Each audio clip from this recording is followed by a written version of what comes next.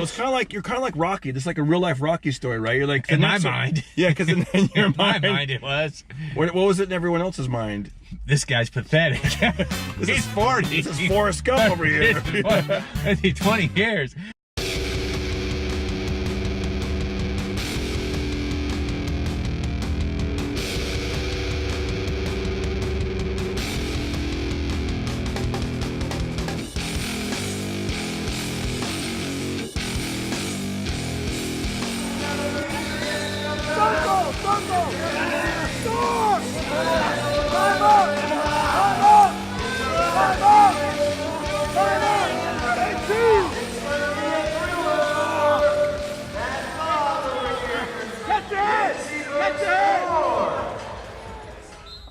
Hey everybody, this is my buddy Brian Swinehart. I call him the Al Bundy of stand-up comedy because he never let his high school years go. 40 years old, and he went back... 39 years old. How old? 39. 39 years old, okay. 39 years old, and he went back to a wrestling tournament, and he hadn't wrestled in like 20 years. So, what made you want to go to a wrestling tournament at 39 years old? I just wanted to do it, man. I wanted to break through that kind of mental block of not doing a tournament for so long.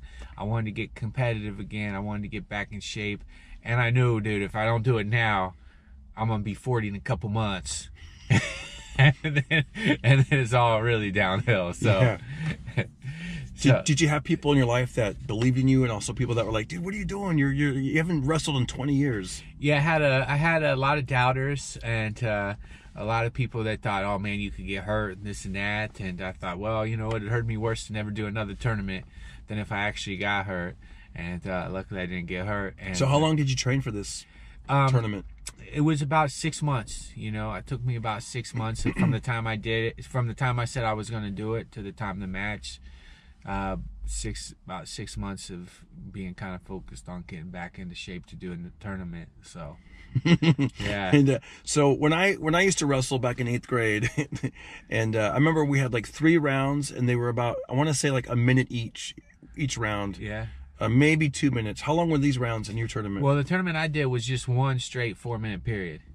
And that's different rules than normal. Normally it's 3 2-minute periods.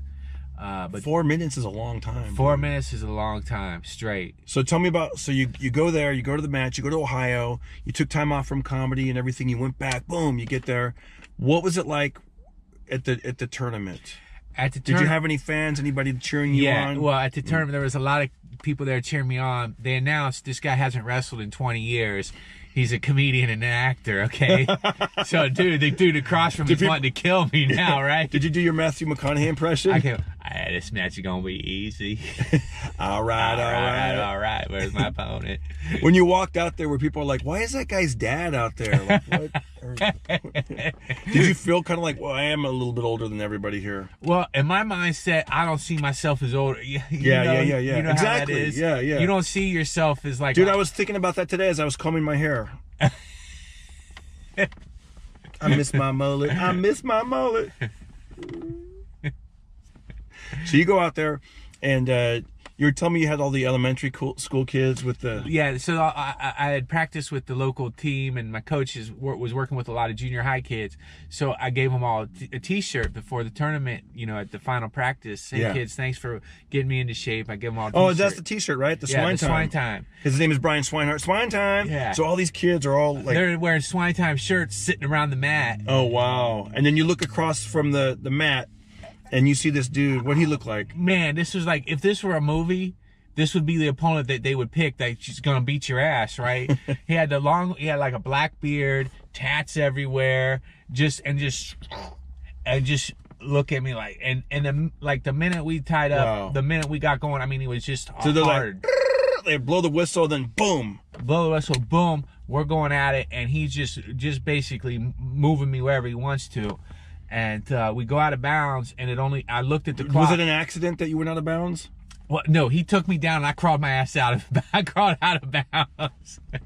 I crawled out of bounds. I'm like, hang on, I want to start again. So that was about, so what happened? You look up at the clock. I look at the clock. We'd only been wrestling for 23 seconds. This is only 23 seconds? In 23 seconds, I got took down and went out of bounds. And you're in shape. You've ran 2 marathons. I've ran 2 marathons, but that 23 seconds was harder than the 2 marathons. Wow. We go back in because, you know, you're going up against an obstacle that you have no control over, somebody else, right? Sounds like me and my honeymoon. Yeah. Exactly. I'm like, 23 seconds. So what was it like after the 23 seconds? So then we go back. Crawl out of bounds. We go crawl out of bounds. My old coach, he sit there yelling at me, you gotta be great. You can't, let him take it to you like that. So now you're like, quiet, man. Yeah, quiet. It looks like you don't believe in me. Yeah, exactly. Yeah. Then, what was that guy's coach saying? Good job, just like we trained. Exactly. Yeah. You should have pinned him already. Can't believe it's 23 seconds. Yeah. So I made it. We go back to the center. I made a stupid shot. He stopped me. He got on top of me. I tried to, get out, and he pinned me, and the whole match lasted about a minute. Dang, yeah. About a minute. But that guy went on to... He got 3rd place in the tournament. That's not bad. And there's all these college wrestlers, people in their prime. The champion of the tournament was NCAA All-American wrestler. Yeah. So it was a legit... That's awesome. I mean, and the age... So it's kind of like, you're kind of like Rocky. This is like a real-life Rocky story, right? You're like... In my mind. Yeah, because in your mind... In my mind it was. What was it in everyone else's mind? This guy's pathetic. He's 40. This is Forrest Gump over here. 20 years. Jeez. So grumpy old men. So you go out there and your goal the next one is just to... So I had one more match. It's a double elimination tournament. So you lose twice, you're out of it. You lose twice, you're out of it. My next goal after getting pinned and being humiliated was to just go the distance. Kind of like Rocky. Exactly. Adrian! I just wanted to go the distance against Apollo. That's why I go the distance. That's why I go the distance. Were you out there in the crowd looking for your Adrian? Adrian! Well, yeah, I was on Tinder swiping for Adrian. You don't really have any Adrians in your life right now? No, my corner man was a guy with Down syndrome named Scooby. So it was, he was my coach. So. He's holding up your phone. I keep swiping, Brian, but there's no Adrians out here. That looks like a good one. So wow. So now, how did you do in the second? The second match was better. I got. You lasted 24 seconds. Right. No, I got beat 6-2. I scored a takedown at the end of the match. Now they're filming this for a documentary. Yeah, a documentary. See, man, dude, I'm telling you, once they pin you, you should have been like, cut. Can we do a retake? Dude, I need a happy ending for my documentary. I wish I was doing a scripted instead of a documentary, so I could have scripted myself as a winner. Yeah. Now, through all this motivation, was there certain things that just came back to you? Like you'd see certain quotes on the wrestling room wall, or things your coach would tell you? Yeah, so there's some quotes, that's on the one quote that I like was, "The road to success is always under construction." I love that one. I like that one. And then hard work makes dreams come true. And then and harder you work, the luckier you get. And then that's true. I think Mark Twain was credited with that one. Yeah. That's a good one. And then there's one that my coach has in his wrestling room. It says, there'll come a time when winter will ask what you did all summer. Oh. Because wrestling usually takes place in the winter time, right? For the wrestlers. Winter. Not winter. Winter will ask what you did all summer. All summer. So all summer, are you out training and preparing, or are you out goofing off? Yeah, are you eating ice cream and corn dogs and 4th of July hamburgers? Yeah, or are you out at a practice training, Interesting. Yeah, so I mean for winter. So in wrestling, there's like winter will ask what you did all summer. What you did all summer. That's good, man. Yeah. Now for Instagram models, there'll come a time where summer will ask what you did all winter. Do you look good in your bikini, bitch? That's true. I like that. I like that. All right, man. Well, dude, thank you. And your podcast was fun, dude. I love doing your podcast. He did the Pocket Party podcast, man. You guys got to check it out. He did the gratitude list, the very first episode. He did another episode where he talked about a little boating accident. Yeah. Great stuff. Brian, thank you so much, man. Thank you, D. You got it, buddy. Party starter. That's right. Ooh, ooh. By the way, Summer will ask me, did you put your sunscreen on in your hat?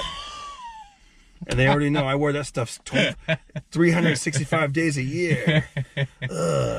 Dude, maybe I'll do that wrestling tournament with you next time. Fuck yeah. Yeah. I'll join your weight class. No, I'm not wrestling you. Oh, that's why he got excited. He's like, yeah, you be my opponent. There's my happy ending. Oh, my gosh. Good one, buddy. Everybody listen to Darren Carter. Yeah. We all know he's the party starter. So if you want to listen to a podcast for free, listen to a Pocket Party. Pocket Party.